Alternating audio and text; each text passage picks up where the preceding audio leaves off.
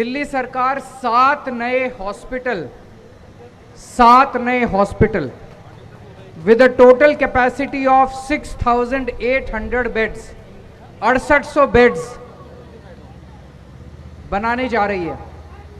और ये 7 के 7 हॉस्पिटल्स 6 महीने के अंदर पूरे कर दिए जाएंगे। मैं समझता हूँ शायद पूरे विश्व में ये रिकॉर्ड होगा, पूरी दुनिया का रिकॉर्ड होगा कि 6 महीने के अंदर ये 7 हॉस्पिटल्स बन के तैयार हो जाएंगे 6800 बेड्स के। आज हम लोगों ने शालीमार बाग के 1430 बेड्स के हॉस्पिटल का हम लोगों ने एक तरह से नींव रखी है।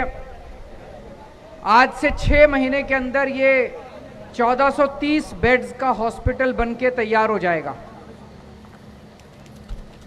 एक खूबी तो ये है कि 6 महीने के अंदर बन के तैयार हो जाएगा। मैं पीडब्ल्यूडी को बहुत बधाई देना चाहता हूं कि उन्होंने इतना एम्बिशियस प्रोजेक्ट शुरू किया है और उन्हें पूरा यकीन है। अभी मैंने पीडब्ल्यूडी के इंजीनियर्स के साथ जब बातचीत की, उन्हें पूरा यकीन है कि वो 6 महीने के अंदर इसे पूरा कर लेंगे। इस बेड में, इस हॉस्पिटल का हर बेड आईसीयू बेड होगा। 1430 के 1430 बेड्स आईसीयू बेड्स होंगे। इसका मतलब कि हर बेड पे ऑक्सीजन होगी, हर बेड पे वो जो मॉनिटर्स होते हैं आईसीयू के अंदर वो सारे होंगे।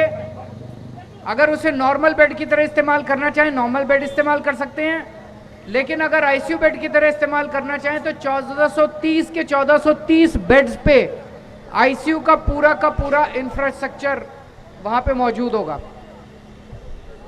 एक बड़ी खूबसूरत बात यह है कि पहले हमारी सरकार बनने के पहले जब अस्पताल बना करते थे तो नॉर्मल बेड एक सरकारी हॉस्पिटल में, मान लो 100 बेड का सरकारी हॉस्पिटल बनना है तो उसका जो लागत आती थी 1 करोड़ रुपए पर बेड के हिसाब से लागत आती थी।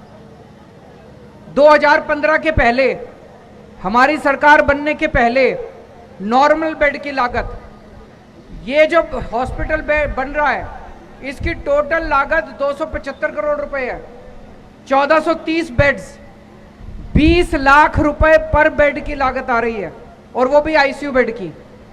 हमारी सरकार के पहले 1 करोड़ रुपए पर बेड नॉर्मल बेड की लागत आती थी। हम लोग 20 लाख रुपए पर आईसीयू बेड की लागत के ऊपर इसको कंप्लीट करने जा रहे हैं, जिसमें सारी फैसिलिटीज होंगी, सेंट्रली एयर कंडीशनड होगा, सारी आईसीयू की फैसिलिटीज होंगी। वो केवल और केवल इसलिए क्योंकि आप लोगों ने एक ईमानदार सरकार को चुना था। अब दिल्ली के अंदर जो फैसिलिटीज हेल्थ इंफ्रास्ट्रक्चर की हैं, पूरे देश में सबसे अच्छी फैसिलिटीज आज सरकारी महकमे में, सरकारी क्षेत्र में दिल्ली में है। इसको अब हमें इंटरनेशनल वर्ल्ड लेवल पे ले जाना है। और आप देखेंगे कि अब हम जो करने जा रहे हैं अगले साल 1.5 साल के अंदर, जो पूरा हेल्थ इंफॉर्मेशन मैनेजमेंट सिस्टम लागू करने जा रहे हैं, एक एक दिल्ली के नागरिक का पूरा डेटा, उसकी हेल्थ का डेटा, हर नागरिक का, गरीब हो अमीर हो, उसका डेटा कंप्यूटर पे होगा हमारे साथ। उसे कोई पर्ची वर्ची लेके नहीं जानी। किसी भी अस्पताल में जाएगा, उसकी पुरानी जितनी एक्सरे रिपोर्ट है बचपन से लेके आज तक की, उसकी जितनी एमआरआई आज तक उसने कराई, सब कुछ हमारे पास उसका डेटा कंप्यूटर के ऊपर होगा। अस्पताल में लंबी लंबी लाइनें लगनी बंद हो जाएंगी।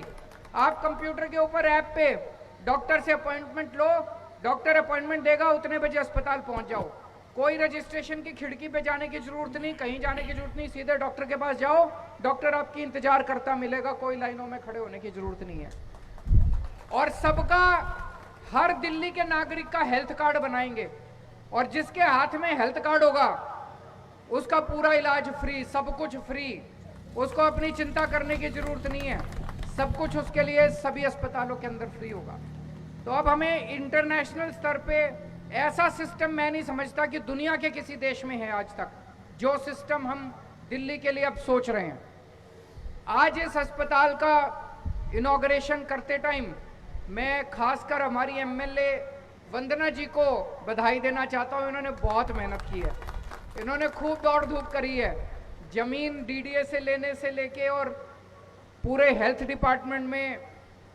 मैं सतिंदर जैन जी को बधाई देना चाहता हूं जो हमारे हेल्थ मिनिस्टर हैं।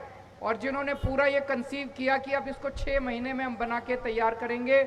मैं सभी इंजीनियर्स को, सभी ऑफिसर्स को बधाई देना चाहता हूँ जिन लोगों ने इसको शुरू करने के लिए पूरी तन मन धन से पूरा काम किया है, और मैं उम्मीद करता हूँ कि 6 महीने के अंदर हम इसको बना देंगे। बहुत बहुत शुक्रिया, थैंक यू सो मच। अगर आपके कोई प्रश्न है तो बता दीजिए।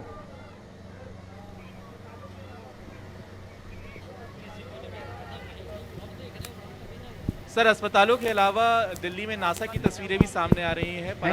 पराली प्रदूषण को लेकर नासा की तस्वीरें भी सामने आ रही हैं। इसे लेकर आपका क्या कहना है, क्या तैयारियां हैं सरकार की? दिल्ली की तरफ से हम पूरी कोशिश कर रहे हैं, इसलिए पिछले 1 महीने से आप देख रहे होंगे मैं डेली जो पोल्यूशन का डेटा है वो ट्वीट करता हूँ। दिल्ली का अपना पोल्यूशन है। दिल्ली में गाड़ियाँ चलती हैं, स्कूटर चलते हैं, कार चलती है, बसें चलती हैं, ट्रक चलते हैं, दिल्ली में इंडस्ट्री चलती है। वो सारा पोल्यूशन मिला के दिल्ली का अपना पोल्यूशन सेफ लिमिट में है। पिछले 1 महीने से डेली मैं ट्वीट कर रहा हूँ दिल्ली का कितना पोल्यूशन है, लेकिन अभी पिछले 3 दिन से पोल्यूशन बढ़ने लगा, 4 दिन से पोल्यूशन बढ़ने लगा। और ये पोल्यूशन पराली का पोल्यूशन है जो आसपास के राज्यों में जल रही है।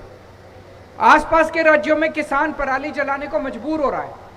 किसान को बेबस छोड़ दिया है उनकी सरकारों ने। आसपास की राज्य सरकारें उनके लिए कुछ नहीं कर रही। दिल्ली के अंदर हम लोगों ने गाली गलौज करने के बजाय इसका समाधान निकाला। हमने एक घोल बनवाया है। वो घोल अगर आप खेतों में छिड़क दो तो पराली जलाने की जरूरत नहीं है। तो हम दिल्ली के सारे खेतों में फ्री में छिड़क रहे हैं। तो पंजाब सरकार क्यों नहीं छिड़क सकती? हरियाणा सरकार क्यों नहीं छिड़क सकती? उत्तर प्रदेश सरकार क्यों नहीं छिड़क सकती? उनकी सरकारें किसानों के लिए कुछ नहीं कर रही, इसलिए किसान वहां पे अपने खेतों में आग लगाने के लिए मजबूर हो रहा है। उसकी वजह से दिल्ली को तो है ही, दिल्ली के तो हम सब लोगों को पोल्यूशन की दिक्कत हो रही है। आप ये देखो कि जो किसान जिसके खेत में आग लगाई गई है उसका पोल्यूशन से क्या हाल हो रहा होगा, उसके परिवार का पोल्यूशन से क्या हाल हो रहा होगा।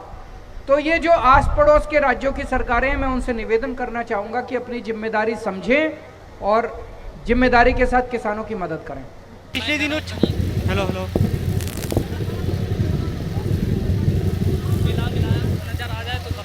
माइक में आवाज।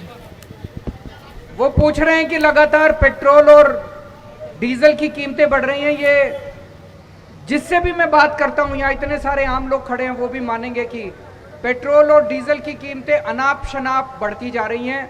और उसका सबसे बड़ा कारण है कि केंद्र सरकार ने जितने टैक्स लगा रखे हैं वो टैक्स लगातार बढ़ाए जा रहे हैं।